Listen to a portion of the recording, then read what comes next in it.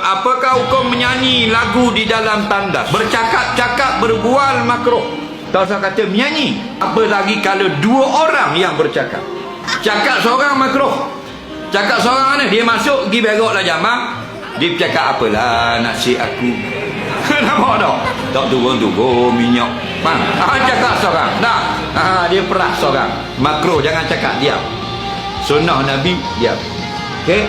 Kalau berbual-bual dengan orang sebelah, asyadul karahah, kata ulama. Lebih lagi makruh. Belah ni tak siap, belah ni noja. Faham lagi? Ini gemuk. Faham? Dia main cakap lagu tu, berpek bunyi.